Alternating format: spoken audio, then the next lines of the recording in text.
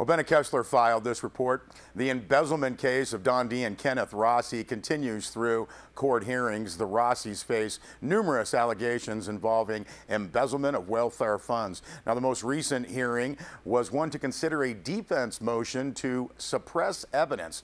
The motion hearing concluded last Wednesday, and defense counsel has until March 24th to file any final written arguments. The Inyo County District Attorney then has until April 1st to respond. The judge will issue a written decision. Asked about the motion to suppress, Inyo District Attorney Tom Hardy said that it seeks to suppress a video recorded statement that Ms. Rossi made to investigators. Now, the defense alleges that the statement was taken in violation of the Miranda decision.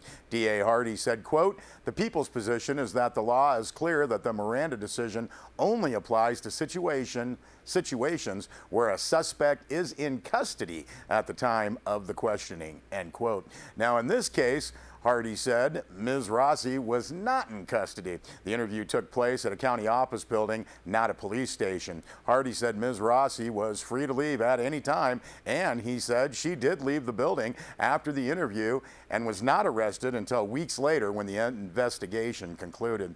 Now, in other policy matters involving the Rossi case, the DA has set a trial date for October 6th. The defense still has indicated plans to investigate a motion to change venue, according to the DA. That motion has not yet been filed.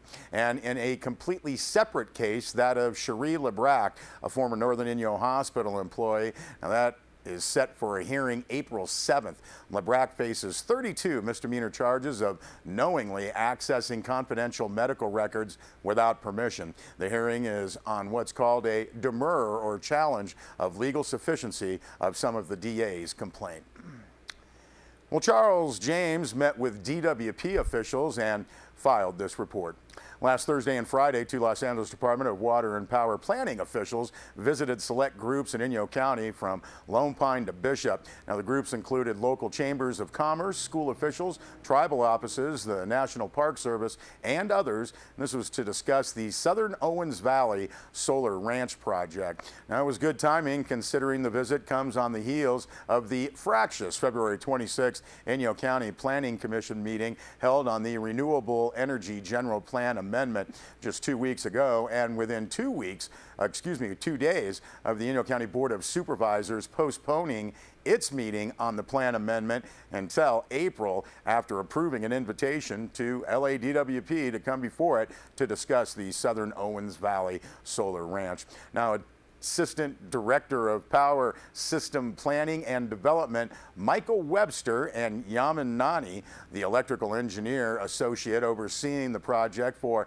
LADWP, met with Colin Smith, the acting superintendent of Manzanar National Historic Site, as well as several other park rangers on Thursday morning. Now, that meeting was described as cordial and informative, although the Park Service has not changed its position on the location of the proposed 1,200-acre, 200-megawatt solar ranch. The National Park Service still feels the project will disrupt the historical viewshed of Manzanar, which is considered an important historical element that conveys the sense of isolation and desolation felt by the camp's Japanese-American internees during World War II.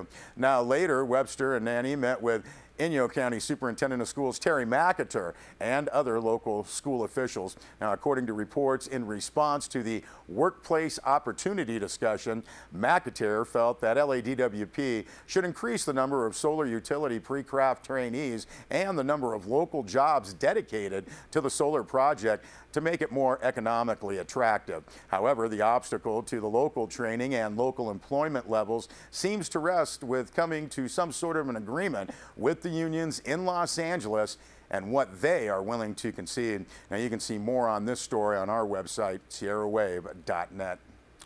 And Bennett Kessler filed this report. The three Mono County supervisors who voted against a proposed ordinance to further regulate politicking on the job and county government explained that the ordinance was way too complex, threatened First Amendment rights, and left too many chances for misinterpretation. Now, earlier the issue was raised that Mono County Code currently prohibits only rank and file workers from political activity during work hours in county buildings. Now, the definition of employee does not include elected officials. The issue before the supervisors started out with a focus on including elected officials in the restrictions, but the proposed ordinance grew much more complex. Mono County Council Marshall Rudolph included a long list of exceptions, circumstances in which the ordinance would not apply, like employee union meetings, statements at county meetings, any exercise of free speech. Supervisors Larry Johnston and Fred Stump supported it. Tim Fesco, Bing Hunt, and Tim Alpers did not. Now, Supervisor Fesco said he felt the ordinance would hurt First Amendment rights. He questioned if the ordinance would make talks on the courthouse lawn illegal. Said Fesco, quote, "This ordinance was not the way to go," end quote. He did say that perhaps the easiest thing would be to include elected officials in the personnel definition of employees.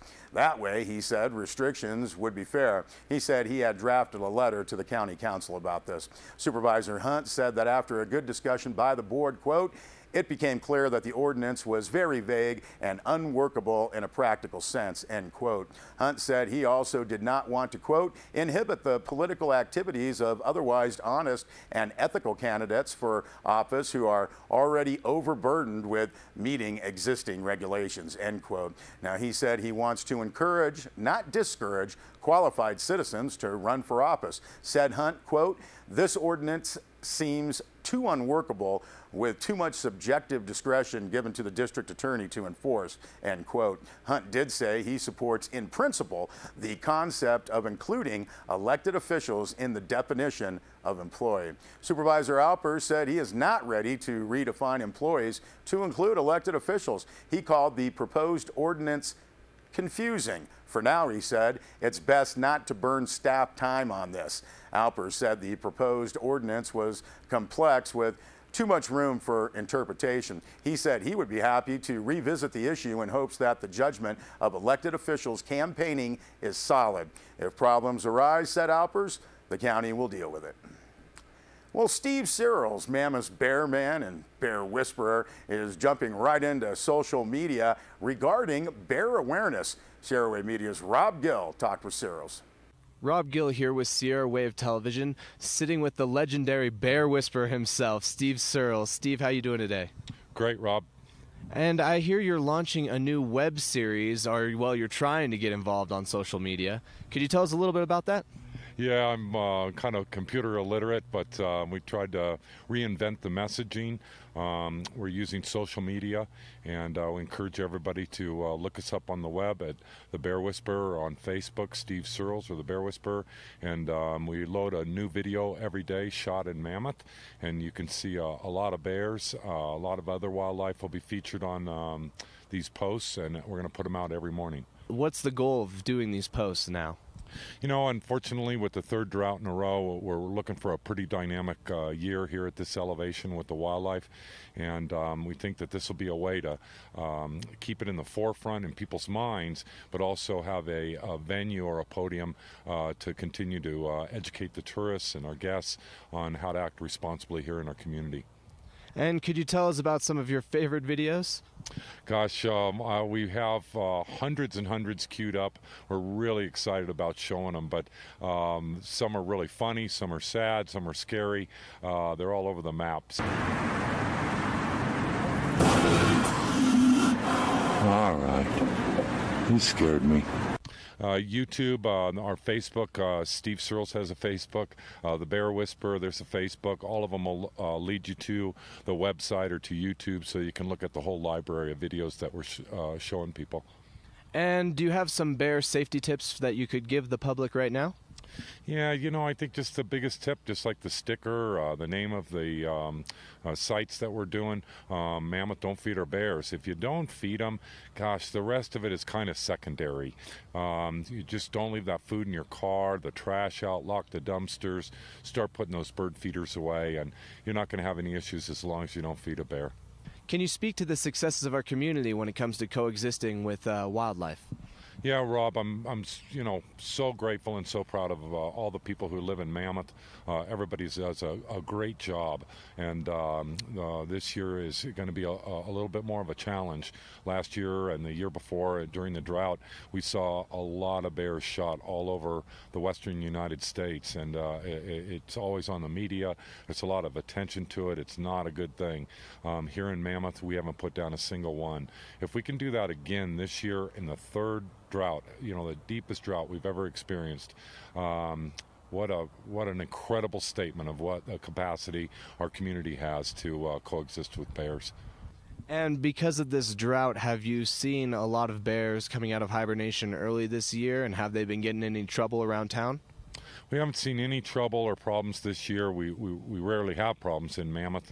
We're the best there is at coexisting with wildlife. But I checked 6 dens yesterday before lunch, and all of them had tracks leading out. So we're way early for the bears to be coming out.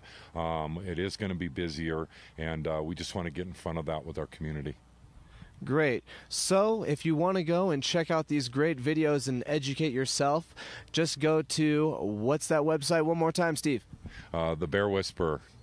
The Bear Whisperer. Thank you so much for joining us today. You bet. Thank you. All right, so don't feed our bears. We thank Rob Gill and Steve Searles for that, and we'll be back with more news.